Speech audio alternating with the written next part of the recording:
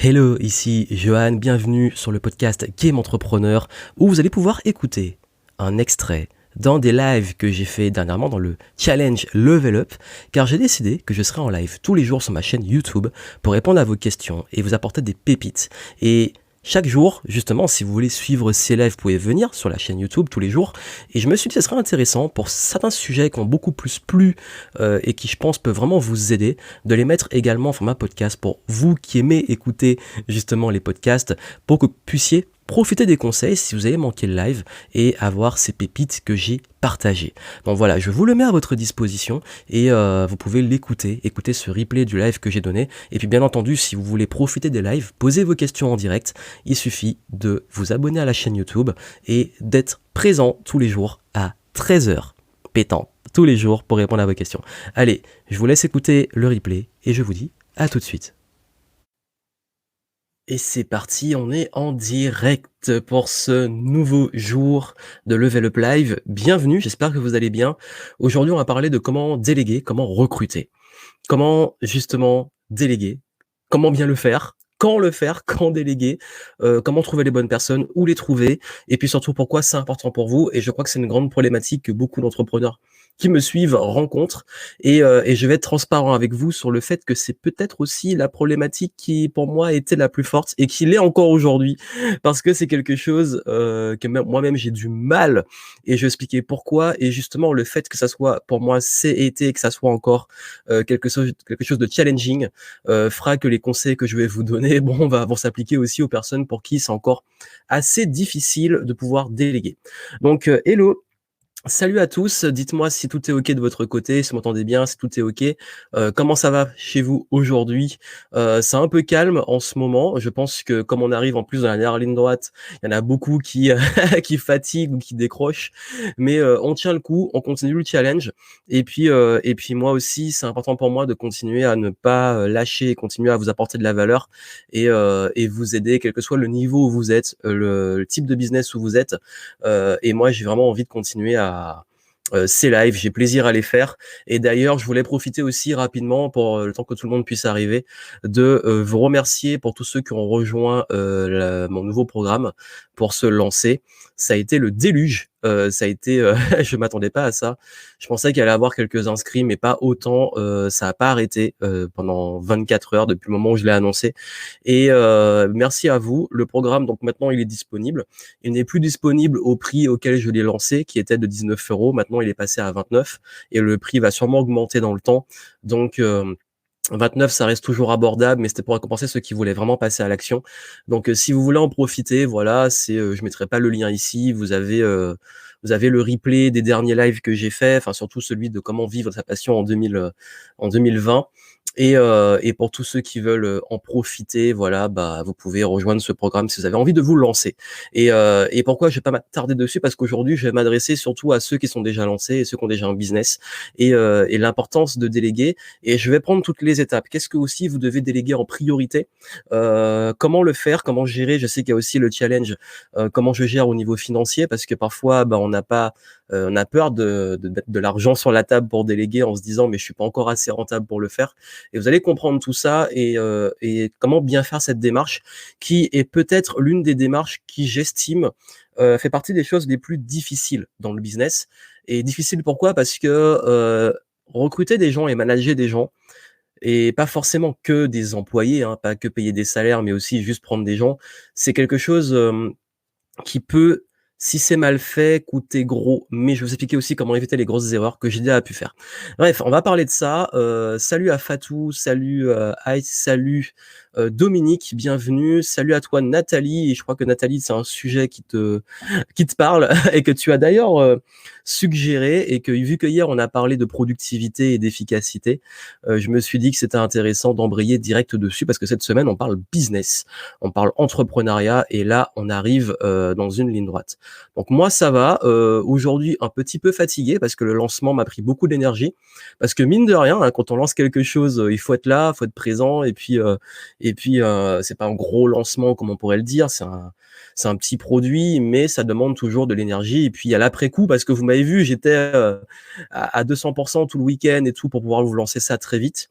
Donc là, c'est un peu la retombée après, mais je suis content parce qu'il y a eu des bons résultats et c'est la bonne fatigue de: «Tu l'as fait, les gens sont contents, super». Je commence à avoir des super retours sur le programme pour ceux qui l'ont commencé, donc merci à vous et puis, bah, je suis content, voilà, parce que je voulais le sortir, début mai et ça a été objectif atteint et je vous réserve tellement de surprises pour la suite que je vais, vous ne saurez pas encore tout, mais, vous allez découvrir au fur et à mesure.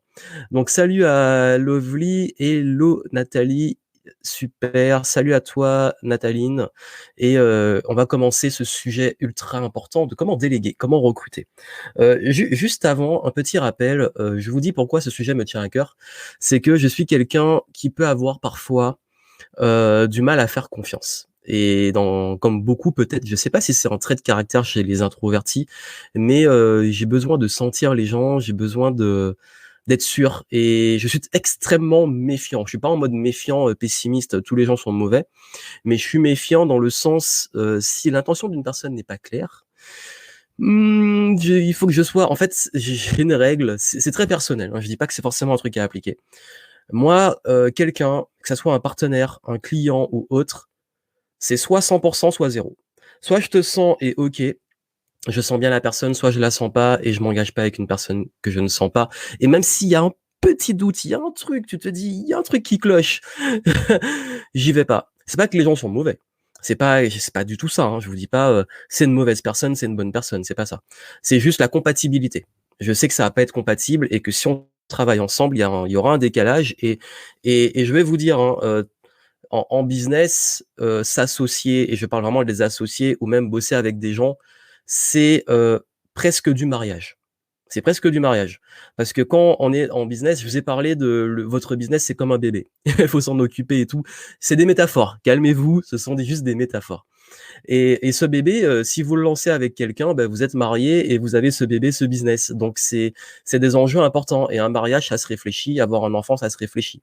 Et d'ailleurs, croire que, en ayant un enfant, ça va régler tous vos problèmes, c'est comme croire que créer un business va régler tous vos problèmes. Vous voyez, j'adore cette métaphore parce qu'elle est ultra parlante. Je sais, c'est pas la même chose, on va pas comparer un humain à un business, oui, mais j'ai juste qu'on est dans la métaphore, parce que je sais qu'en ce moment, les gens sont un petit peu énervés, ils partent vite en vrille. C'est de la métaphore, on se calme. Salut à Aline, salut Siegfried, j'espère que tu vas bien. Salut Dominique, oui, tu m'as dit: «Je ne fais pas confiance facilement». Oui, je sais que vous êtes un petit peu comme ça. On attire les personnes qui nous ressemblent, donc si justement vous avez un petit peu aussi du mal à confier votre un business, comme je l'ai dit, c'est notre bébé et ce bébé-là, qu'on commence à déléguer, qu'on commence à recruter, qu'on commence à avoir des gens qui bossent dedans et dessus, on confie ce bébé qu'on a créé, auquel on est attaché, à des gens de l'extérieur. C'est comme si encore une fois, c'est de la métaphore, on se calme. C'est comme, si ce bébé, vous le confiez à une baby-sitter ou quelqu'un qui va le garder. Ben, on est très méfiant. Donc, les enjeux sont pas les mêmes, bien entendu, mais c'est un petit peu humainement, c'est normal, c'est OK d'être comme ça. C'est triste quand même d'arriver à devoir à chaque fois justifier le fait qu'on fait des métaphores parce que ces jours-ci, les gens sont tellement énervés que le moindre truc, ça part en vrille. Donc voilà, comprenez que tout ce que je dis est métaphorique, donc on se calme et que tout est cool, la vie est belle et que au final, c'est juste du business. Donc tout ça pour vous dire que quand on est dans cette situation et que moi-même j'ai du mal à cause de ça, il faut bien faire les choses. Il faut bien faire les choses et la grande question qu'on me pose souvent, c'est quand déléguer? Quand? Quand on délègue? C'est quand qu'on fait ça? À quel moment, là, je me lance ou j'ai une entreprise, il va falloir que je lâche le truc? Bah, en fait, je vais vous dire une chose, il y a pas de meilleur moment pour le faire. Par contre, il y a les pires moments et le pire moment pour déléguer, le pire du pire, c'est quand vous n'avez pas le choix et ça, c'est un truc qu'on apprend sur le terrain. Le pire moment pour recruter ou déléguer et quand je dis, déléguer et recruter, c'est prendre des prestataires ou prendre des employés. Mais là, on est plus dans la prestation, hein. On n'est pas vraiment dans le recrutement, salaire et cetera. Quand on quand on attend le moment où on n'a plus le choix, en fait, on est en voilà, ça il y a tellement de ressources impliquées, on est un petit peu dans le rush, voilà, c'est le mot. On est dans le rush, on est dans la précipitation, on est dans: «Il me faut absolument quelqu'un, là, c'est urgent» et là, on peut prendre des mauvaises décisions. Donc le pire moment pour déléguer, c'est qu'on n'a plus le choix. Donc n'attendez pas le dernier moment. Le bon moment pour déléguer, je dirais que c'est pas la bonne question de c'est quand le bon moment parce que ça dépend de votre type de business. La question, c'est quel type d'activité vous voulez? Comment vous voulez faire les choses? Parce que je crois que il faut être au clair aussi sur l'ambition que vous avez et c'est même pas une question de hauteur d'ambition, c'est quel type de business vous voulez créer. D'ailleurs, dans la méthode, Free, le programme que j'ai lancé, j'en parle beaucoup. J'explique d'être sûr de vous lancer sur un type de business qui vous correspond et quand je dis ça, c'est que, est-ce que vous voulez un business avec, forcément plein de gens autour de vous, des employés, une équipe ou plein de prestataires? Ou est-ce que vous voulez être le plus indépendant et agile et flexible possible? Parce que moi-même, c'est une question que je me suis posée à un moment clé et qui a été un grand questionnement pour moi dans mon activité, c'est que pendant très longtemps, je me suis dit et on m'a dit, bon, beaucoup de mastermind: «Il faut que tu aies une grosse équipe, il faut que tu t'entoures beaucoup plus, tu es trop seul, il faut». Mais en fait, vous me connaissez et vous savez que moi, le plus important, c'est ma liberté et plus vous commencez à avoir une équipe forte autour de vous et même à distance, plus vous avez de la responsabilité et vous savez que plus on veut être libre, plus il y a cette notion de responsabilité et plus cette responsabilité fait que le moindre truc, il faut tout gérer. Et même si vous avez un manager, vous êtes quand même il y a quand même une machine qui devient de plus en plus grosse. Et plus la machine devient grosse, plus l'entreprise devient grosse parce qu'il y a du monde, ben, moins vous êtes libre. Parce que vous avez des gens à gérer, des gens à payer, donc des responsabilités. Et puis aussi, chaque décision va impliquer plus de monde. Ce qui fait que j'ai plein de potes entrepreneurs qui kiffent ça. Ils ont des grosses équipes, ça se passe très bien pour eux et tant mieux. Mais je les envie pas dans ce modèle-là. Ça veut dire que la façon de bosser, la façon de faire, c'est pas un truc qui m'inspire. Et c'est pas le truc, c'est pas la vision que j'ai. Et voilà pourquoi moi j'ai décidé de trouver un compromis. Et c'est pas vraiment un compromis, c'est plus mon équilibre dedans. Ça veut dire que je travaille avec des gens, mais ces gens-là, ils sont pas là. Parfois il y a des projets, ils sont là, parfois il y a des projets, ils sont pas là. Je suis pas dans une grosse machine. C'est pas mon but. Et j'ai pas pour ambition d'en faire une grosse. En plus d'ailleurs, je vais prendre des stagiaires et des personnes avant la pandémie. Et finalement, on a dû décaler et même annuler certaines initiatives. Et puis à un moment, je me suis dit: «Oui, mais si tu prends quelqu'un et qu'il est à ton bureau et tout, tous les jours, bah, il va falloir que tu sois là, que tu lui expliques, que tu le formes», surtout un stagiaire. Alors toi, par moment, tu as juste il y a des fois, quand on peut sortir et qu'on peut circuler librement, il y a des fois, ben, justement, je décide de pas sortir, de pas aller au bureau ou d'aller à des heures pas possibles, de rester jusqu'à 23:00, d'y aller après manger, d'être libre, quoi. Et cette liberté, on la perd plus on a du monde. Donc soyez juste première chose, soyez au clair sur, ce que vous voulez vraiment. Il y a la vision de votre business, ce que vous voulez. Mais par contre, ça n'empêche pas que je suis en train de recruter et de déléguer de plus en plus, mais sur des points que je vais vous expliquer. Donc ça, c'est la première chose. C'est d'abord la vision. Ensuite, quand déléguer? Le plus tôt possible. Parce qu'en fait, une fois qu'on le fait, on se rend compte que finalement c'était cool. Mais la bonne question, c'est pas quand déléguer, c'est que vous pouvez commencer des choses maintenant, même si vous déléguez pas, qui vont optimiser votre temps. Hier, on a parlé de productivité. Ça veut dire que il faut transformer tout ce que vous faites et votre façon de fonctionner en process. C'est-à-dire que c'est comme si vous aviez des fiches pratiques de tout ce que vous devez faire. Je dois créer une vidéo, l'écriture, la préparation, ensuite le tournage, ensuite le montage, ensuite la publication, ensuite la promotion, et cetera. Et tout ça, pour chaque chose que vous faites dans votre business, il y a des process. C'est pour ça que hier, j'ai insisté sur la productivité, pas avoir des to-do list, avoir des process. La nuance entre une to-do list et un process, c'est qu'une to-do list, c'est à la volée tous les jours et elles se renouvellent. Un process, c'est comme une to-do, oui, mais sauf qu'elle est fixe et elle est régulière. Donc c'est plus une routine et un fonctionnement. C'est comme une recette. Vous voulez faire, je sais pas, en ce moment, il y a beaucoup de gens qui sont mis à faire leur propre pain. Bah, vous avez une recette, vous suivez la recette. Bah, vos process, c'est ça. Et quand vous commencez à créer des process dans votre business, tout devient plus facile parce que vous savez quoi faire. Donc vous-même, vous processez votre façon de travailler. Je dois répondre à un client, j'ai des modèles. Je dois publier une vidéo, je suis mon plan. Je dois envoyer un email, je suis mon script. Placement de produit, le script universel. Je dois créer une page de vente, je suis le script. Tous ces trucs-là, en fait. Et ça, ce sont ce qu'on appelle des procédures. Les process, les procédures. Ces procédures-là, une fois qu'elles sont faites, elles fonctionnent pour vous. Et il y a un moment où vous vous dites, bon, ok, ce process-là, j'en ai marre de le faire, ou je pensais le faire, je peux le déléguer. Mais comme c'est processé, le travail est déjà fait. Parce que déléguer, ça demande de donner à quelqu'un des process à suivre. C'est ça la priorité. Parce qu'en fait, si vous déléguez et vous dites: «Bon, débrouille-toi», ça marchera pas. Déléguer, c'est aussi, si vous par exemple, moi je délègue le montage maintenant. Ben, le montage vidéo, ça c'est pas tout, hein, mais certaines, au début, ben, j'ai donné des consignes. C'est pas vraiment des process, c'est plus des consignes. Faut ça, faut ça. Après, on fait une première fois, on corrige. Et il y a toujours une phase où il faut optimiser le process, le faire avec la personne, avoir des retours et ensuite ça tourne. Mais cette phase-là, en fait, elle demande que vous fassiez ce travail avant. Donc ce travail-là, faites-le plus tôt. Donc quand déléguer, d'abord, c'est plutôt quand créer vos process. Et ces process-là, quand vous allez déléguer, ça ira beaucoup plus vite. Ensuite, dans l'ordre, la première chose à déléguer, moi je dirais le truc le plus, c'est vraiment le truc le plus relou du business et c'est vraiment le premier truc que vous devez déléguer, c'est, la comptabilité et l'administratif, vraiment. Ne perdez pas votre temps. Ne perdez pas votre temps, vous devez créer une boîte, faites appel à un cabinet d'avocats qui va vous faire vos statuts, qui va tout faire, vous allez juste aller signer les trucs. Faites appel à un expert comptable qui va moi, mon travail administratif et j'ai une entreprise en France, donc en France, oui. Mon travail administratif consiste à une chose, c'est signer des papiers. On m'envoie tout, tu signes. Voilà. C'est ma comptabilité.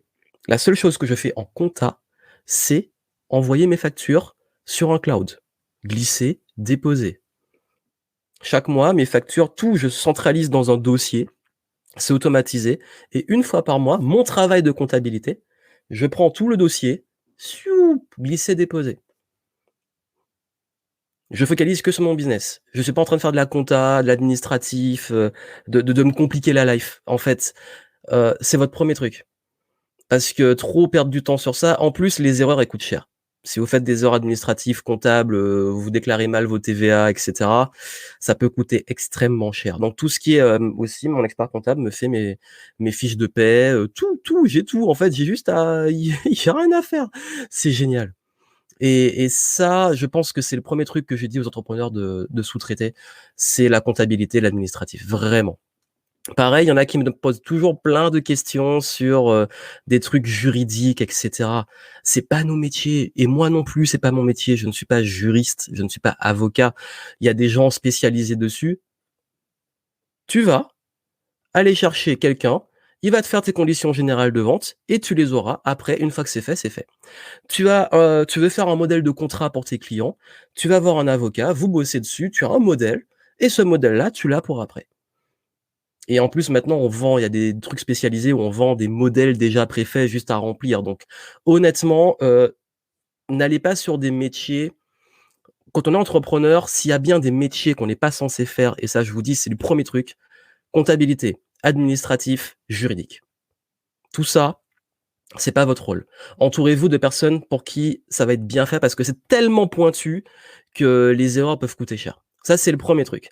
Le deuxième truc à déléguer, je dirais que ça va être beaucoup plus sur tout ce qui va toucher à tout ce qui va peut-être vous prendre du temps et pas être agréable. Donc, ce sont peut-être des éléments un peu techniques ou qui demandent des compétences particulières que vous n'avez pas forcément envie de développer tout de suite ou à long terme. Ça peut être, par exemple, au niveau technique, ça peut très bien être, si vous faites un site, encore une fois, un site, c'est pas tout de suite. C'est quand vous avez une offre, quand le truc est prêt, vous avez votre message, vous savez ce que vous allez vendre, vous faites un site. Mais ça peut être, par exemple, la technique pour les sites. Ça peut être les graphismes. Si vous n'avez pas envie de vous former à Photoshop ou en faire, prenez un graphiste et prenez des prestataires. Je vais expliquer comment trouver des prestataires après. Vous avez, je sais pas, ça peut être, le support. Un client, il a pas reçu, son mot de passe et cetera, vous avez un support qui va gérer ça. Après le support client, c'est OK si vous avez envie encore de moi, c'est un truc que j'ai gardé, je parle pas du support, support dans le sens il y a support technique et il y a suivi client. Répondre aux clients quand ils ont des questions et tout, c'est moi qui le fais et parfois enfin là, justement, je suis en train de recruter pour que d'autres le fassent, mais je vais garder une main dessus parce que j'aime faire ça et j'aime suivre mes clients et j'aime connaître mes clients. Mais je pense qu'au bout d'un moment, à un certain volume, tu peux plus. Mais là, je parle plus aussi de mes clients dans l'académie Game Entrepreneur et les clients qui sont dans les accompagnements haut de gamme. Et ça, ce qui se passe, c'est que pour mettre mon énergie dessus, je dois libérer de l'énergie à côté. Comme je l'ai dit hier, vous avez les petits cœurs là que vous avez, et ces petits cœurs qui sont là, chaque jour, c'est comme si vous avez que 5 cœurs et dans les 24 heures, vous devez utiliser les 5. Donc vous êtes limité. Donc faut faire des choix. Sur quoi je mets mon énergie? Cette énergie, moi je la mets sur mes clients et sur mon contenu. Donc tout ce qui est après et mes emails, contenu, j'inclus email. Donc tout ce qui est autour, il faut que je passe le moins de temps possible dessus. Donc, tout ce qui est, par exemple, support technique, les questions, j'ai pas reçu mon mot de passe, j'ai pas reçu mon accès, l'email a fini en spam, et cetera. Ça, soit une FAQ qui ça facilite, et puis quelqu'un qui gère ce support, c'est vite fait, c'est réglé. Vous êtes pas censé gérer ça. Mais si vous voulez suivre juste les réponses aux clients quand il y a vraiment des questions pointues, faites-le si vous voulez le faire. Ensuite, tout ce qui va être la modération. Je sais que quand vous commencez à avoir de l'audience, ça peut partir en vrille. J'ai des amis qui parfois, demandent à d'autres amis, quand ils font des lives et tout, d'avoir quelqu'un qui modère le chat et tout parce que il y a trop de haters. Moi, j'ai la chance de pas trop avoir ça. Bon, parfois, on a des guignols qui se perdent dans le chat. Avec StreamYard, j'ai juste à faire hop et block user et supprimer le commentaire. Donc ça me prend 2 secondes. Et puis c'est tellement rare que je vais pas mettre de ressources dessus, mais par contre, j'ai, la modération de la chaîne YouTube, la page Facebook, les choses comme ça, surtout quand il y a des pubs qui tournent, oui, qu'un petit ménage soit fait parce que pour l'histoire de pas trop voir, en fait, certains commentaires parce qu'on n'a pas que ça à faire, en fait. C'est plus compliqué sur son profil perso. Donc en ce moment, quand je parlais au début, j'ai pris des pincettes, c'est parce qu'il y a des gens extrêmement énervés en ce moment qui, dès qu'ils sont pas d'accord avec vous, vous envoient des insultes en message privé. Le problème, c'est que sur les profils privés, on peut pas trop le gérer, mais la modération, c'est important parce qu'en fait, le but premier de déléguer, c'est de vous libérer de la charge mentale. Et plus qu'au-delà de la charge temporelle d'action, c'est la charge mentale. De se libérer, de se dire, si je fais mon contenu, j'ai juste à me concentrer sur le contenu et après c'est géré. Et ça, c'est vraiment génial parce que vous n'êtes pas en train de vous dire: «Je dois faire mon contenu. Ensuite, je dois faire mon montage. Ensuite, je dois faire la promotion. Ensuite, je dois mettre tout le truc sur l'espace membre. Ensuite, je dois ensuite» et en fait, vous voulez juste faire votre contenu, mais vous pensez à tout le truc relou qu'il y a derrière. Et mes clients savent de quoi je parle parce que parfois ils me disent: J'aime trop faire des formations, mais dès que je pense qu'il va falloir faire tout ce qu'il y a derrière, ça me saoule». Au début, c'est OK de le faire, mais faites des process. Faites des process. Ça peut être, quand je crée une formation, voici mon process et du coup, il y a ça me saoule, ça me saoule, ça me saoule, je les fais plus. OK, super, donc du coup, je m'occupe que de la partie qui me plaît et le reste, je le délègue. Mais au début, déléguer, il y a une règle, c'est que vous allez voir passer du temps avec la personne, revenir derrière jusqu'à ce que le truc soit rodé, que la personne comprenne comment faire les choses et c'est OK. Donc voilà un peu la bonne démarche et après, ça va plus être, comme j'ai dit, le technique, tout ce qui est, montage et cetera et c'est des choses où c'est pas encore une fois notre métier, et s'il fallait après il y a plein de choses qu'on peut déléguer et cetera, mais s'il y avait un truc qui moi je vous conseillerais de garder le plus longtemps possible avant de le sous-traiter, c'est tout ce qui est la vente et le marketing. Surtout si vous êtes indépendant et que c'est vous que vous vendez. Pourquoi? Parce que c'est votre énergie, c'est votre image et si des emails sont pas personnalisés, si, par exemple, si vous faites des vidéos, c'est logique, ça doit être vous devant les vidéos. Tous ces trucs-là, en fait, le problème, c'est qu'il faut garder une mainmise dessus et surtout, il y a une règle que je donne et cette règle-là, elle est importante. Tout le monde n'est pas d'accord avec, mais pour moi, elle est ultra importante et je l'ai apprise d'entrepreneurs chevronnés, des personnes qui ont 30 ans de carrière, 40 ans de carrière dans le business et ils m'ont toujours dit ça quand j'étais déjà jeune et je suis content de les avoir croisés. Ils m'ont dit: «Johan, ne délègue jamais quelque chose que tu ne comprends pas. Ne recrute jamais quelqu'un sur un truc que tu ne comprends pas». Et là, ça peut vous faire un petit peu flipper, mais je vous explique ce qu'il y a derrière. Le but, c'est pas que vous ayez toutes les compétences ou toutes les connaissances. Le but, c'est de comprendre certains codes du business notamment. Et si vous déléguez notamment le marketing et tout ce qui peut être le copywriting et tout, ou même la vente. Et je vais prendre la vente parce que la vente, c'est le truc le plus important. La vente, le marketing, c'est beaucoup plus large, c'est comment vous attirez des gens, que vous amenez, et cetera. La vente, c'est le moment où vous êtes en contact direct avec les gens pour leur vendre votre offre. La vente, si vous déléguez et que quelqu'un va aller harceler tout le monde avec votre nom sur LinkedIn et en message privé sur Facebook et qu'il le fait mal, c'est l'image de votre entreprise et votre image à vous qui est en jeu. Et il y a une question qui m'a été posée sur Instagram il y a un petit moment, Bon, la personne m'a pas donné de nouvelles, je lui ai dit que j'allais répondre une fois dans un des lives, bon là on le fait. Et cette personne m'a demandé, en fait, il m'a dit qu'il connaissait rien au copywriting, rien au marketing, et cetera, mais qu'il a une idée de business et que ce qu'il voulait, c'était lancer son business et avoir et s'associer à un marketeur qui va gérer tout le reste. C'est OK, on peut s'associer avec des gens, mais comme je l'ai dit, c'est du mariage, faut bien le faire. Et là, le but, c'est pas de parler de comment bien s'associer, c'est pas le sujet aujourd'hui, mais juste une chose.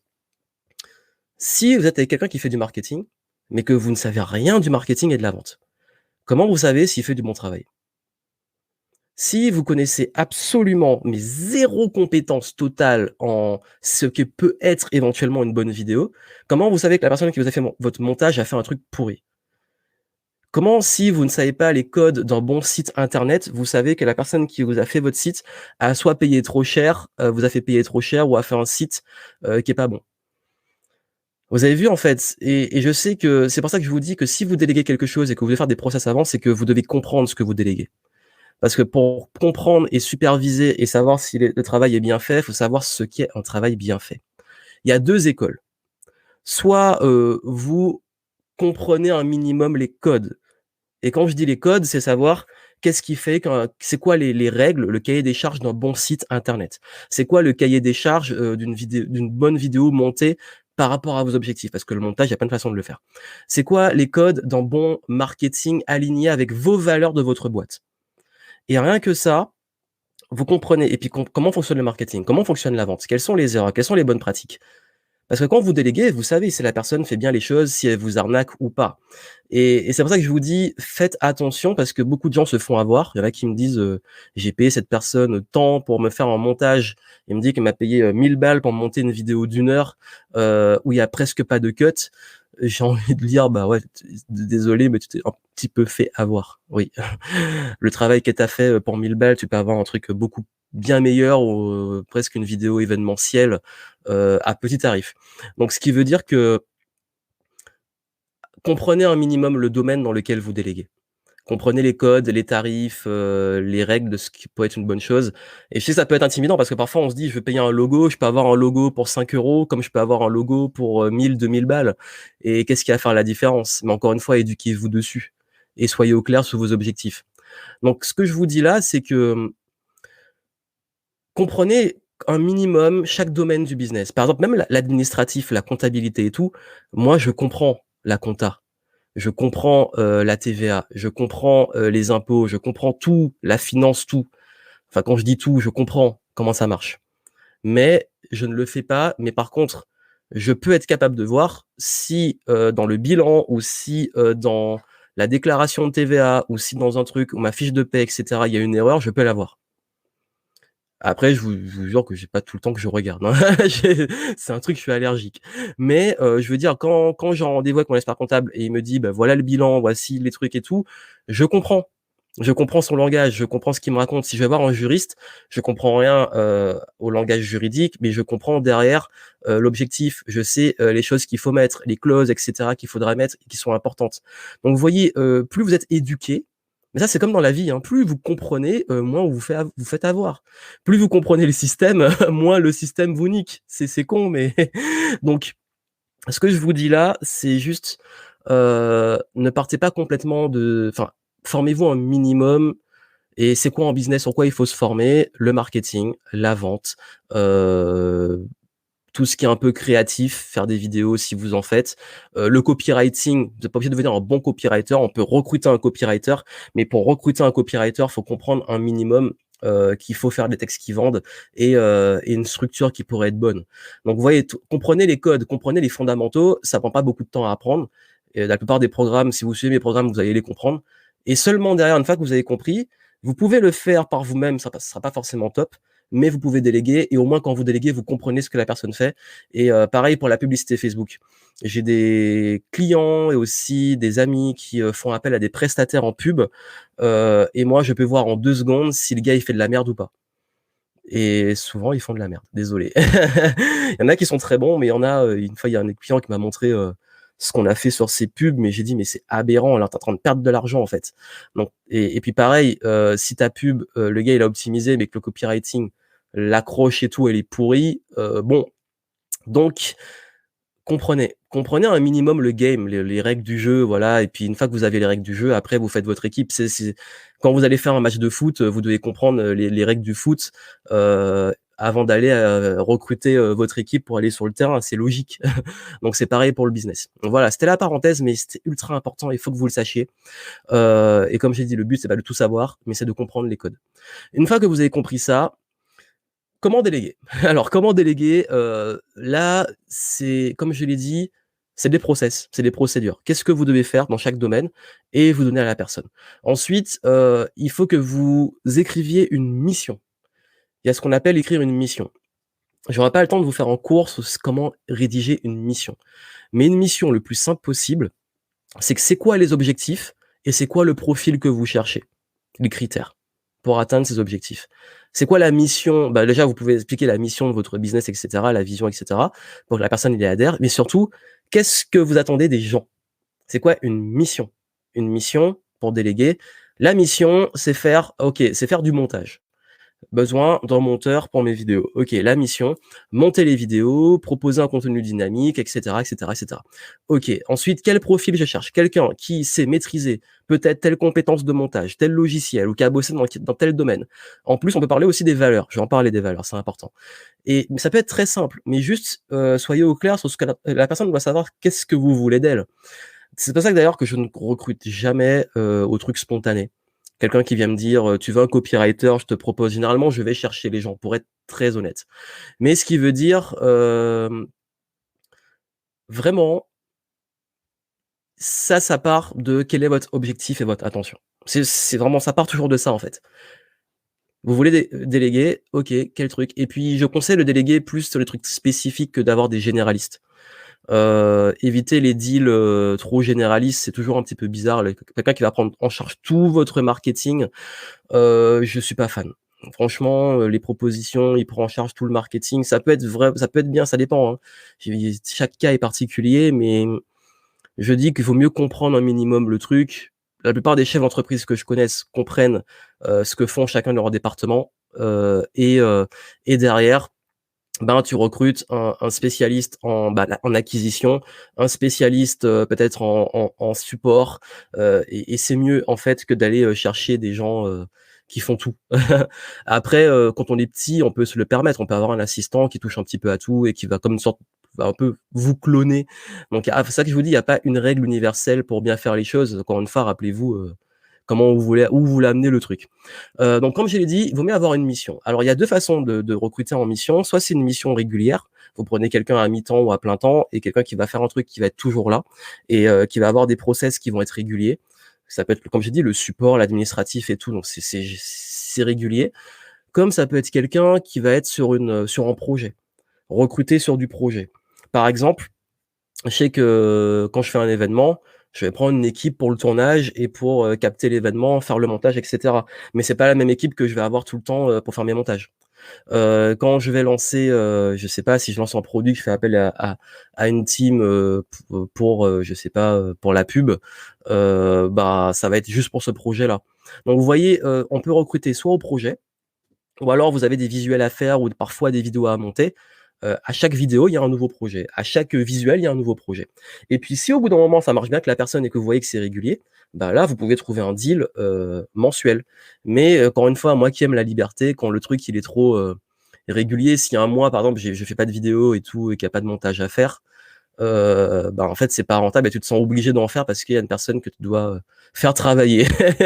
Donc vous voyez, c'est toujours cette subtilité-là.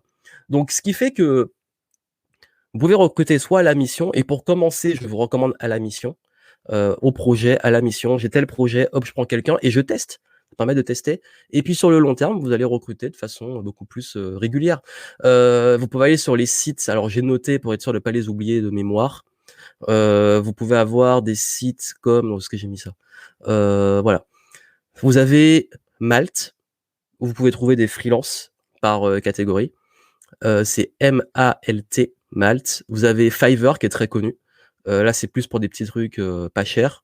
Vous avez 5 €, je crois que c'est l'équivalent, un équivalent à Fiverr. Fiverr, c'est F-I-V-E-2-R.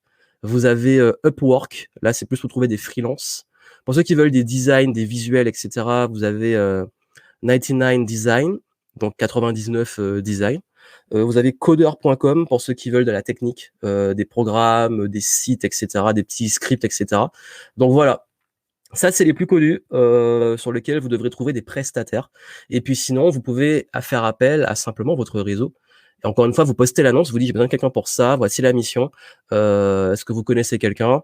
Et vous faites passer, des petits entretiens. Et puis encore une fois, comme je dis, il y a plein de façons de faire des entretiens. Ça peut être, voilà, vous posez les questions aux personnes sur leur je vais pas vous faire un cours sur les entretiens, mais le tout, c'est de comprendre si la personne, il y a une cohérence entre la mission et le profil, plus simple possible. Et puis bien entendu, comme je l'ai dit, moi je recrute beaucoup aussi aux valeurs. Je préfère quelqu'un qui a moins d'expérience, qui est peut-être moins «pointu» entre guillemets, mais qui a, une réelle curiosité et qui a une réelle envie d'apprendre, que, quelqu'un qui est, peut-être trop formaté et trop dans ses certitudes et qui a une très faible évolution d'apprentissage et de créativité. Donc du coup, moi, je vous dis de façon très honnête, hein, je recrute, plus souvent plus des profils créatifs. Et quand je dis créatif, quel que soit le domaine, quand je dis créatif, des personnes qui vont être curieuses et qui vont pas juste faire la mission, qui vont essayer d'aller un peu plus loin et de surprendre. Et qui vont apprendre aussi, qui sont flexibles. Parce que je suis comme ça et qu'on est justement dans un esprit et une valeur aussi de business et de game entrepreneur qui est basée sur la flexibilité, la curiosité et l'innovation. Donc forcément, d'ailleurs, je vous fais une petite confession, il y a un truc qui est souvent éliminatoire pour moi, c'est si la personne bosse déjà avec des gens, qui font des trucs qui soit des concurrents directs, donc je vais me retrouver avec le même truc, soit, des personnes qui font pas forcément ce que je veux.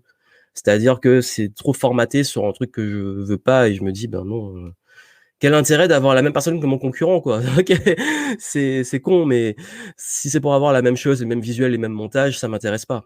Donc vous voyez, c'est des trucs comme ça qui font que, d'ailleurs souvent je donne beaucoup leur chance à des jeunes ou des personnes qui se lancent ou qui, pas forcément une grosse expérience et puis j'ai des super surprises et puis comme il y a des trucs sur lesquels je délègue que je connais, ben moi je les forme et je suis content de former des gens, en fait. Je suis content de leur apprendre des trucs et de pouvoir superviser et puis l'évolution elle est énorme et puis la personne est moins formatée donc elle est plus à même à apprendre. Mais après il y a des trucs sur lesquels on veut du pointu, par exemple la comptabilité tout ça, oui, là je prends quelqu'un qui a une expérience parce que je veux que le truc soit carré.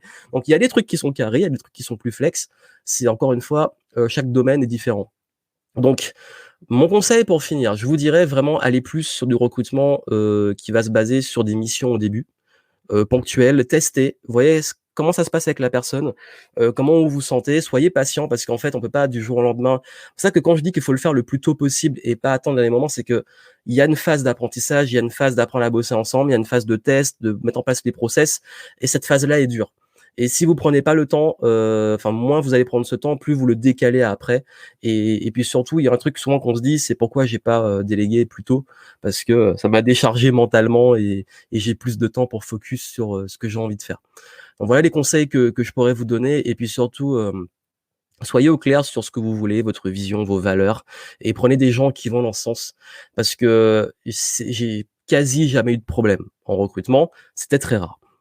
Mais les rares fois où ça n'a pas été des conflits, mais ça s'est, perte de patience et agacement, c'est parce qu'il y avait un décalage clairement de valeurs. C'était même pas les compétences et tout, c'était vraiment un décalage de valeurs, de compatibilité humaine. Et quand je dis compatibilité humaine, c'est que parfois, on n'est pas compatible avec tout le monde. On peut pas se marier avec tout le monde, on peut pas, s'entendre, être d'accord avec tout le monde. Donc c'est encore une fois, c'est ça. Et puis on est dans un domaine pro, il faut être pro. Donc n'oubliez pas que quoi qu'il arrive, c'est une question de professionnalisme, d'entente professionnelle et que c'est un contexte professionnel. N'allez pas mettre du personnel et des trucs, des trucs qui n'ont pas leur place dans le contexte pro aussi. Voilà, parenthèse. Hem, Parce qu'il y a une fois aussi où il peut arriver qu'il y ait eu un truc pas clair, c'est que, il y a eu un débat politique avec un prestataire et c'est vraiment pas le terrain où on a envie d'aller. Et c'était pas censé arriver. Donc comme quoi, il y a des choses qui doivent rester, dans le pro et d'autres choses, voilà, on s'en fout. Du coup, alors, S'associer, c'est comme partir en vacances ensemble, mais j'ai du mal, pourtant c'est mieux à 2. En fait, il y a pas de c'est mieux à 2, c'est mieux tout seul, hein. C'est en fait, soit il faut être au clair. Moi, je suis au clair, je connais ma personnalité, je connais comment je fonctionne. Je suis fait pour être seul. Voilà, je l'assume. Et là, je parle d'être associé dans une boîte. J'aime mener ma barque. J'aime être le capitaine. J'ai pas envie d'avoir un deuxième là, avec qui on prend les décisions à 2. C'est moi. Et ça veut pas dire que tout le monde est comme moi. C'est juste que quand on se connaît, quand je parle de connaissance de soi, quand on se connaît, on connaît ses limites. Et moi, j'aime bien avoir la tranquillité et la liberté. Donc, d'ailleurs, partir en vacances, il y a très peu de personnes avec qui je peux partir en vacances. Souvent, je préfère. Il y a des gens avec qui ça se passe très bien, et puis sinon, je préfère parfois être seul parce que je me connais aussi. Donc après, ça dépend. Si on est bien seul et qu'on préfère être seul, faut pas se forcer non plus, hein. Et que si on aime bien être avec des personnes, faut aussi aller vers les bonnes personnes. Connaissez-vous? Salut Laurence. Qui n'est pas dans mes compétences. Changer les textes de mon site web, etc. En fait, je vois que j'ai répondu à ta question. En fait, il y a différents niveaux de compétences. Il y a les compétences. En fait, t'es pas censé avoir des compétences pointues en copywriting.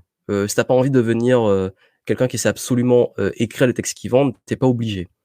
Par contre, tu dois quand même être capable, si la personne t'a pondu un texte sur ton site, de te dire: «Est-ce que le texte qu'elle a mis, il me correspond à moi? Il correspond à ce que je vends et aux offres que je vais proposer?» Alors normalement, justement, on parle de compétences et ça fait partie des compétences. Hem, Faut savoir un bon copywriter, normalement, il doit vous poser plein de questions et il doit s'intéresser en fait, un bon prestataire et j'inclus le copywriting, la vente, apporteur d'affaires, tout ce qui est lié au marketing et à la vente, parce que c'est aussi mon métier. Un bon prestataire, une bonne personne pour vous accompagner sur la vente doit s'intéresser à vous, vraiment. Il doit pas vous donner les trucs, miracles, il doit pas vous dire, «C'est comme ça, c'est comme ça, c'est comme ça, tu dois m'écouter». Il doit vraiment s'intéresser à vos offres. Il doit s'intéresser aussi à votre vision. Il doit travailler sur ça, sur tous les fondations de votre business et adapter ce qu'il va vous proposer à vous. Un mauvais marketeur, il va vous imposer, des trucs qui vous et vous allez sentir au fond de vous que ça vous correspond pas. Et comme je vous l'ai dit, quoi qu'il arrive, vraiment, je vous dis, parce que on est souvent sollicité par des personnes qui nous proposent nos services, on a besoin parfois de personnes aussi. Fiez-vous à votre intuition. Si vous sentez pas un truc, ou vous sentez forcé, ou vous sentez que ça va pas dans la direction que vous voulez, no. Il y a des gens là, il y a des marketeurs qui me disent: «Ouais, mais ta pub, tu devrais la changer, c'est pas comme ça, nin nin». Je dis: «Mec, tu as pas mes chiffres, tu sais pas pourquoi je fais la pub comme ça, tu connais rien, pose-moi des questions avant de me dire qu'est-ce que je dois faire». Et là, je sais que c'est pas un bon prestataire. Parce qu'en fait, un bon, il serait venu me dire: «Ta pub, voilà, du coup, je pense qu'on pourrait l'optimiser. Est-ce que tu voudrais qu'on en discute?» Et si on en discute, qu'il me pose vraiment des questions. Ben, où sont peut-être tes chiffres? Comment ça se passe pour toi? Et qui s'intéresse vraiment au pourquoi du comment et à ce qu'il y a derrière. Pas juste qui arrive avec tout son ego, tout, à m'imposer son truc. Ça, c'est vraiment un truc que je vous donne, parce que, heu, même un comptable, d'ailleurs, comment j'ai eu, mon expert comptable? Bah, en fait, j'ai eu des échanges avant où j'ai été beaucoup rassuré, j'ai été éduqué sur des trucs en plus gratuitement. Parce qu'en fait, c'est dans l'intérêt parce que une fois que j'ai signé tout, c'est elle que j'allais prendre. Mais ce que j'ai vraiment apprécié, c'est qu'il y avait un réel intérêt, c'est quel type de business, comment ça marche et cetera. La personne pose des questions. Un bon prestataire, un bon vendeur à la base pose des questions. Donc fiez-vous à ça. Heu En fait, tu apprends après, il y a ce qu'on apprend et il y a la limite à l'apprentissage. Tu peux apprendre les bases, marketing, vidéo, tout ça, mais au bout d'un moment, une fois que tu as appris, ben, c'est pas ton but, c'est pas de devenir excellent dans ça. Donc c'est de prendre des gens excellents avec qui tu vas bosser, mais tu as appris les bases. Mon cas, par exemple, c'est que je sais comment marche la vidéo, je connais les réglages, je connais les codes pour avoir un bon son, une bonne image et tout. Parfois, j'ai la flemme, mais je connais tout ça. Et comme justement, j'ai la flemme et c'est pas mon métier, je peux prendre une équipe qui va m'accompagner dessus. Mais cette équipe, je saurais gérer, je vais comprendre ce qu'ils font. Et quand on va me filer le micro, je vais savoir comment le mettre. Quand on va me dire, ça, je vais savoir. Si on me dit de me placer là, je comprends. Je peux moi-même apporter quelques enfin pas conseils, mais des directives. et du coup, je maîtrise le projet parce que je connais les codes.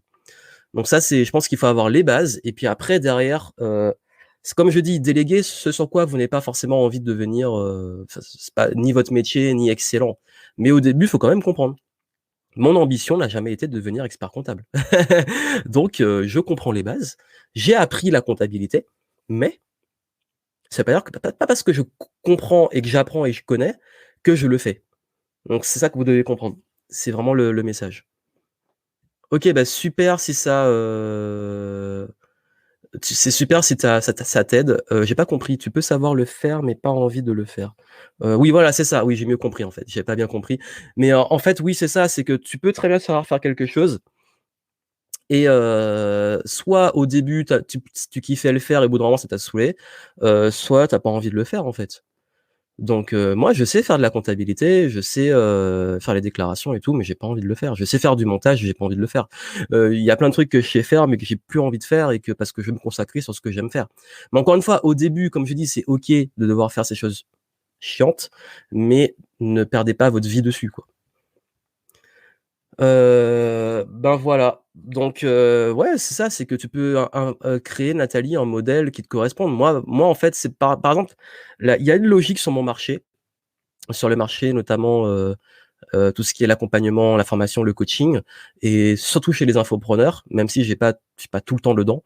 Il y a quand même une logique du marché qui est basée sur le fait de faire des partenariats et des lancements. Et la plupart des gros, c'est ce qu'ils font.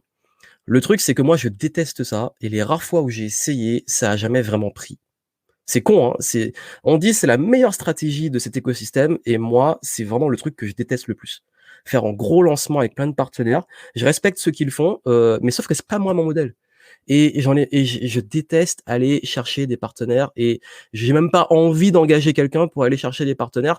Parfois, je le fais, ça peut être un projet ponctuel. Peut-être qu'un jour, je vais être prêt, je vais me dire: «Ah ben» en fait, j'ai déjà tenté. Mais peut-être qu'un jour, je vais me dire: «Ben, je fais un lancement» et ce lancement, ben, let's go. J'ai un truc dans l'œil et ce truc-là, en fait, ce qui va faire la différence, c'est que comme je sais qu'il y a un modèle qui me correspond pas, je vais pas chercher à aller, m'associer forcément parce qu'il faut s'associer. Mais je vais suivre plutôt une voie qui me correspond et dans cette voie, moi, mon préféré, c'est l'evergreen. C'est qu'au lieu de faire un gros lancement avec plein de partenaires où tu as de l'argent une fois, moi je préfère, heu, avoir de l'argent qui rentre toute l'année. Donc au lieu de faire par exemple, ben, boum, un gros CA sur une période très courte où je travaille le reste du temps pour ce lancement, je préfère étaler ce CA sur toute l'année. Parce que c'est mon modèle et ce modèle-là, en fait, ce qui va être intéressant, c'est que, vous allez pouvoir derrière, ben, en fait, comprendre que si vous recrutez des gens, il faut que ces gens aillent dans la direction du type de modèle de business que vous voulez. Et ce modèle de business, c'est ça qui va vous amener là où vous voulez vraiment aller et vous allez pas vous retrouver enfermé dans un truc parce qu'on vous a dit: «Il faut absolument être associé», donc tu t'associes ou il faut absolument avoir des partenaires et tu fais des partenariats ou faut absolument recruter et déléguer et du coup tu recrutes et tu délègues. En fait, heu, les seules règles, c'est celles que vous créez. Par contre, derrière, il y a d'autres règles qui sont de l'expérience. C'est que si vous décidez de le faire, pour bien le faire, ben, appliquez les conseils, que je vous ai donnés et partagés. Donc voilà, c'était un sujet important, un sujet qui est pas forcément ultra fun. C'est pas le sujet qui m'éclate le plus, mais il faut en parler et dans ces lives, on est là pour aborder ces sujets, ultra importants et ce que je vais faire, c'est que, oui, en fait, hop, donc voilà, j'avais perdu le chat. Ces trucs-là, comme j'ai dit, là, j'ai partagé ces éléments-là et puis, bah, en fait, c'est à vous maintenant d'appliquer d'appliquer et ce que je pourrais vous dire, c'est au moins commencer vraiment, vraiment commencer s'il faut commencer par les trucs qui vous saoulent le plus et qui vous prennent le plus d'énergie, de temps, de charge mentale et sur lesquels vous sentez aucune progression personnelle et aucun intérêt de continuer à le faire. Comme je dis souvent, on dit, «Je veux déléguer ça», je demande: «Tu as envie de l'apprendre? Tu as envie de devenir bon? Non? OK, délègue. Comprends juste les bases, délègue». C'est vraiment le truc et vous allez vraiment au fur et à mesure et soyez pas pressés, faites-le au fur et à mesure et moi je prends mon temps et en ce moment, en fait, je suis plus sur du En fait, je suis arrivé à un tel extrême de l'automatisation, des process et tout, que mon business n'a pas besoin d'une grosse équipe. C'est ça qui est génial. Le seul truc, c'est que, là, maintenant, c'est plus au niveau des clients que je vais commencer à avoir du monde, et plus au niveau des suivis notamment et peut-être voir enfin, là, en ce moment, en off, c'est plus, commencer à recruter des coachs, des personnes qui vont encadrer les clients. Parce que tout ce qui est marketing et tout, maintenant, c'est assez rodé et comme j'ai planté beaucoup de graines, là, ça tourne, il y a pas beaucoup d'efforts à mettre. Mais, moi, ma priorité maintenant, par rapport à mon activité, chacun est différent. Moi, c'est plus, vous savez, il y a toujours il y a la partie, acquisition, conversion, et la partie tout ce qui est les clients. Et moi, en fait, tout ce qu'il y a avant, je pense que c'est OK. Il y a plein d'optimisations à faire et des choses qui vont arriver après. Mais, tout ce qu'il y a derrière, c'est là où maintenant j'ai envie encore plus d'optimiser, de plus, en fait, c'est plus pour aussi mes clients qu'ils aient, encore beaucoup plus de valeur derrière. Et puis, en fait, moi, j'aime bien prendre les choses à l'envers. Ça veut dire que je pars toujours d'abord, vous, de votre offre et après on fait tout le marketing selon là où vous voulez arriver. Et pareil, ben, moi, je pars de mes clients et ensuite je vais remonter dans toute l'optimisation jusqu'à la porte d'entrée parce que je sais que si ça c'est optimisé, tout ce qui va être là, ça va être de l'effet exponentiel. C'est-à-dire que si, vous commencez par là, ce qui se passe, qu'on commence par exemple par la visibilité et qu'on met beaucoup, beaucoup d'énergie et d'investissement et d'équipe sur la visibilité, mais que derrière on délivre pas ou que derrière, ça convertit pas ou que derrière, on n'arrive pas à gérer tous les clients. Mais qu'est-ce qui se passe? Vous avez une passoire et vous rentrez dans un truc catastrophique. En revanche, si tu as un truc qui est déjà bien rodé là et qu'en plus tes conversions sont bonnes et qu'en plus tu balances de la visibilité, en fait, tu vas tout multiplier. C'est-à-dire que tu peux déjà avoir des très bons résultats même, à petite échelle. Donc moi, c'est ma vision. Il y en a qui sont pas forcément d'accord, mais moi j'aime bien, partir plutôt des fondations et ensuite, revenir sur, ce qui va amplifier les choses et c'est mon côté optimisation. C'est que tout ce qui est fait pour moi, il peut être multiplié s'il est fait dans le bon ordre. Du coup, d'ailleurs aussi, si vraiment c'est pas votre truc, vous pouvez avoir quelqu'un, ben oui, heu, vous pouvez avoir quelqu'un qui peut être aussi manager ou chef de projet et qui va lui comprendre et déléguer des choses que vous comprenez pas. C'est l'alternative. Ça veut dire que si par exemple quelqu'un qui est complètement, mais à côté de la plaque sur le marketing, de prendre un manager ou un chef de projet marketing qui lui comprend et va prendre les bonnes personnes sur le marketing. Mais comme j'adresse à beaucoup l'indépendant et que c'est vous direct, mais on peut aussi avoir des managers. Donc voilà, c'était le message et puis, ben, du coup, j'ai fait un peu le tour, je vais pas être plus long, et si vous avez envie d'avoir plus de ressources sur ce sujet passionnant et que vous voulez optimiser à mort, votre business, encore une fois, j'en parle assez souvent. Vous avez ma méthode, de planification et d'organisation et je parle de comment créer vos process, de comment créer aussi, tous vos systèmes et tout ce qui va faire que vous allez pouvoir, faire effet levier sur votre business. Je parle de comment fixer des objectifs, comment fixer une vision, comment, s'organiser par semaine, comment processer ces semaines et ça peut être l'étape avant le recrutement et l'étape qui va vous permettre vous de pouvoir quand vous allez le faire, au moins avoir un truc solide sur lequel vous allez pouvoir investir. Et d'ailleurs, un conseil que je donne, évitez de trop longtemps recruter et déléguer sur des choses qui sont pas rentables. Parfois, on le sait pas tout de suite, mais au bout d'un moment, bah, tu te dis: «OK, je paye quelqu'un et je dois me forcer à lui donner du travail» ou, bah, en fait, j'ai investi sur un truc qui n'apporte aucune rentabilité. Comme je dis, il y a valoriser avant tout votre temps pour que votre temps et votre énergie soient focus sur votre cœur de valeur, là où vous allez apporter le plus de valeur parce que c'est là où vous allez vous épanouir et c'est là où ça va être plus performant. Mais aussi, derrière cette valeur, que vous puissiez avoir, des personnes sur qui compter et heu et des personnes qui vont apporter, du levier et ça va beaucoup vous aider. Donc allez voir la méthode, je vous mets ça dans le chat, hop et s'il y en a qui veulent mieux organiser, optimiser leur business et leur gestion du temps, j'en ai un peu parlé hier sur la gestion du temps, mais vous, je pense que ça pourra peut-être vous aider à, heu, à comprendre comment ça marche et puis, derrière comment on peut, bâtir des fondations solides sur lesquelles vous allez pouvoir avoir des personnes qui vont s'intégrer, se greffer au projet et savoir où les mettre. Donc voilà, c'était le message et puis comme je l'ai dit, plus vous vous connaissez, plus vous savez comment, vous trouver le truc qui vous correspond.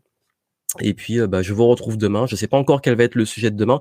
Ah oui, demain, important, demain, le live sera, je pense très honnêtement, ouais, je pense que demain le live sera le matin.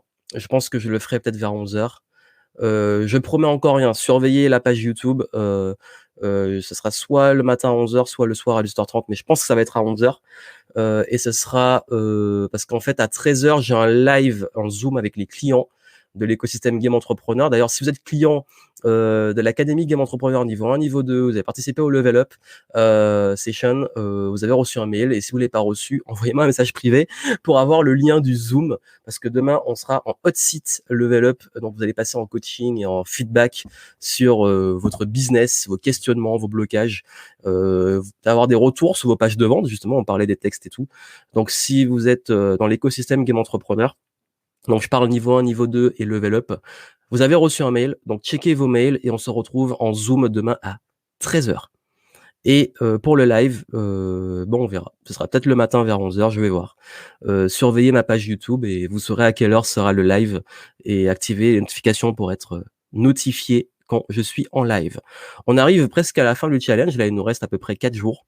Donc on tient le coup. Vous portez-vous bien, tenez le coup, et puis profitez de cette période aussi peut-être pour pour optimiser vos process, et puis commencer à sonder les personnes que vous pourriez intégrer dans votre équipe. Voilà.